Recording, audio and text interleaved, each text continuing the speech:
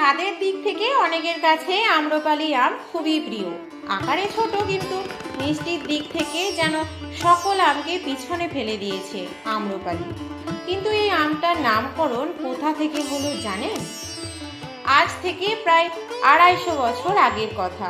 সে সময়ের শ্রেষ্ঠ সুন্দরী এবং নর্তকী ছিলেন আম্রপালি।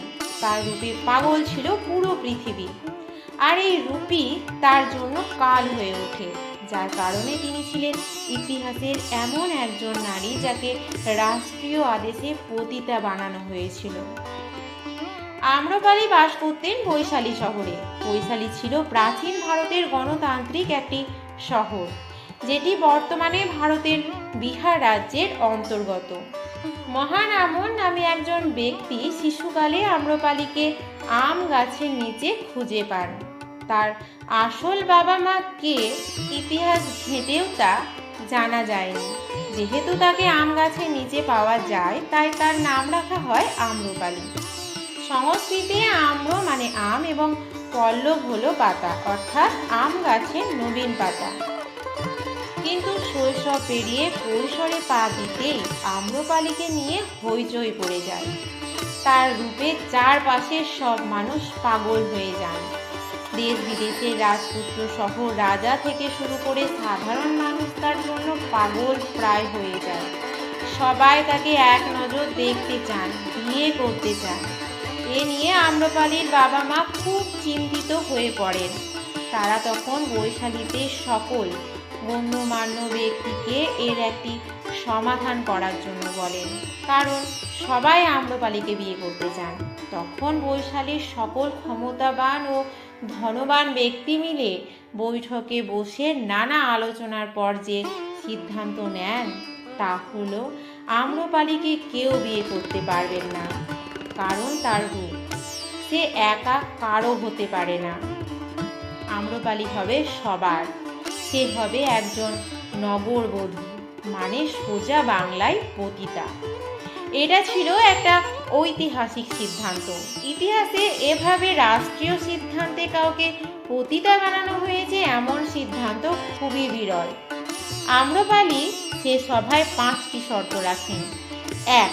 নগরের সবচেয়ে সুন্দর জায়গায় তার ঘর হবে। 2.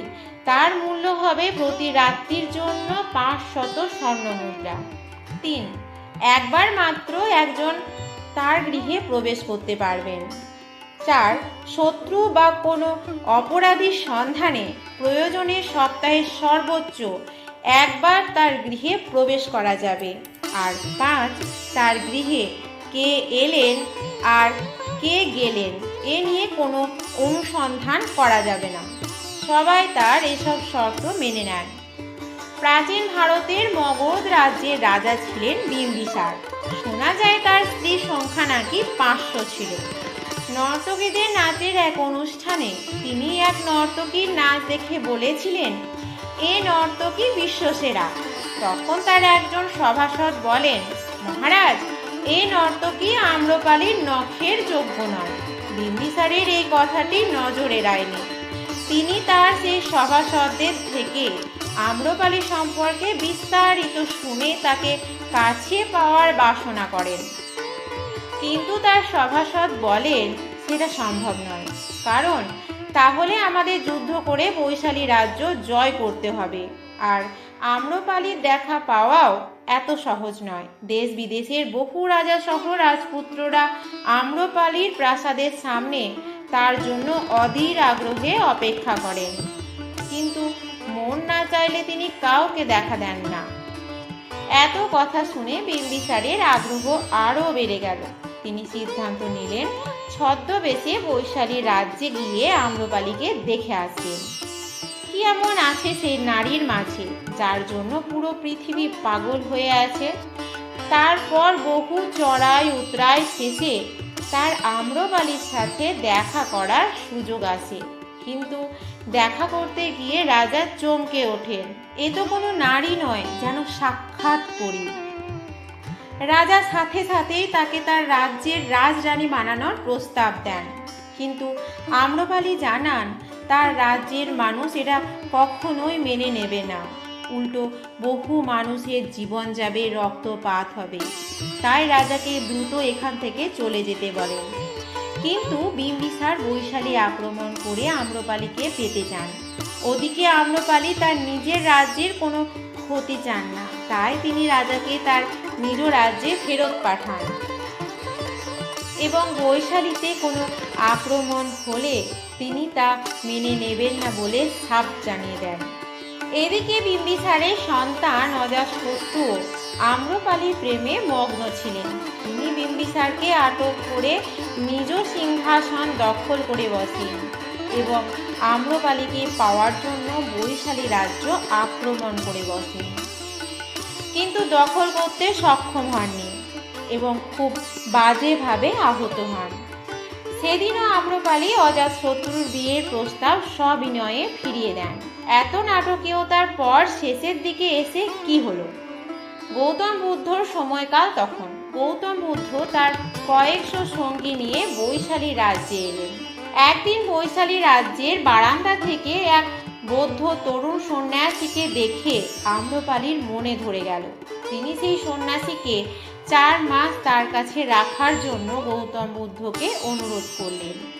সবাই ভাবলেন বুদ্ধ কখনোই রাজি হবেন না, কারণ একজন সন্ন্যাসী এমন একজন পতিতার কাছে থাকবেন এটা হতেই পারে না।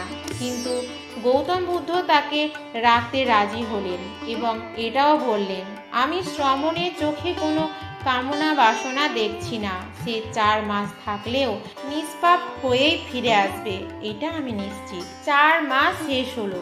গৌতম বুদ্ধ তার সঙ্গীদের নিয়ে চলে যাবেন। তরুণ শ্রবণের কোনো খবর নেই। তবে কি আম্রপালির রূপের কাছেই হেরে গেলেন শ্রবণ? সেদিন সবাইকে অবাক করে দিয়ে তরুণ শ্রবণ ফিরে আসেন। তার পিছনে পিছনে আসেন একজন নারী। সেই নারী ছিলেন আম্রপালি। আম্রপালি তখন বুদ্ধকে বলেন, তরুণ শ্রবণকে প্রলুব্ধ করতে কোনো চেষ্টা বাকি রাখেননি তিনি, কিন্তু এই প্রথম কোনো পুরুষকে বশ করতে ব্যর্থ হয়েছেন বৈশালীর নগরবধূ আম্রপালি। তাই আজ সর্বস্ব ত্যাগ করে বুদ্ধের চরণে আশ্রয় চান তিনি। পরে সব কিছু দান করে বাকি জীবন গৌতম বুদ্ধের চরণেই কাটিয়ে দেন। ইতিহাস বিখ্যাত সেই রমণী আম্রপালি। আর এই আম্রপালির নামে 1978 সালে ভারতের আম গবেষকরা দশহরি ও নীলাভ এই দুটি আমের মধ্যে সংকরায়নের মাধ্যমে এক নতুন জাতের আম উদ্ভাবন করেন এবং নাম রাখেন আম্রপালি।